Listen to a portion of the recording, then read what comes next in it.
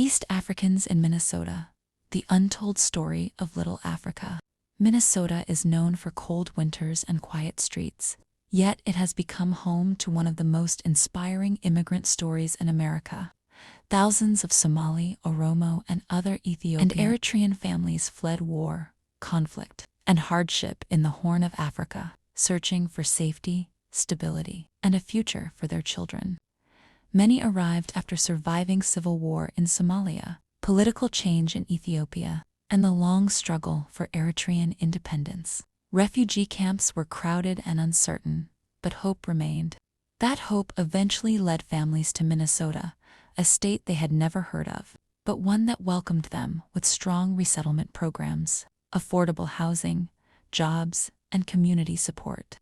Somalis became the largest East African group, opening businesses, mosques, and cultural centers. Areas like Cedar-Riverside transformed into vibrant hubs known as Little Mogadishu.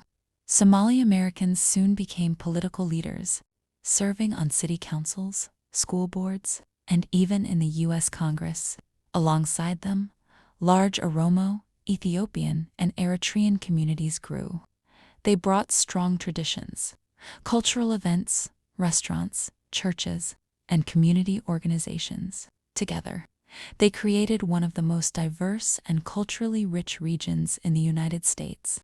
Cedar-Riverside became the heart of Little Africa, filled with languages, food, businesses, and cultural pride. East Africans now work across Minnesota in hospitals, transportation, education, factories, small businesses, and government.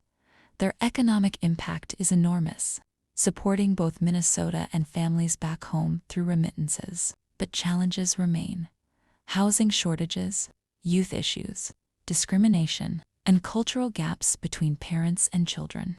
Even so, the community stays resilient, supported by leaders, elders, teachers, and organizations working for progress.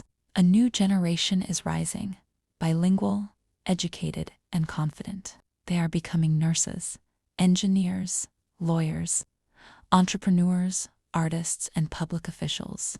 They balance American life with East African identity, proving that immigrant communities can rise to remarkable heights. Today, Minnesota's East African communities represent hope, unity, and strength. Little Africa has become a global symbol of resilience, culture, and new beginnings. Thank you for watching East African Mindset. Remember to like, share, comment, and subscribe for more powerful East African stories.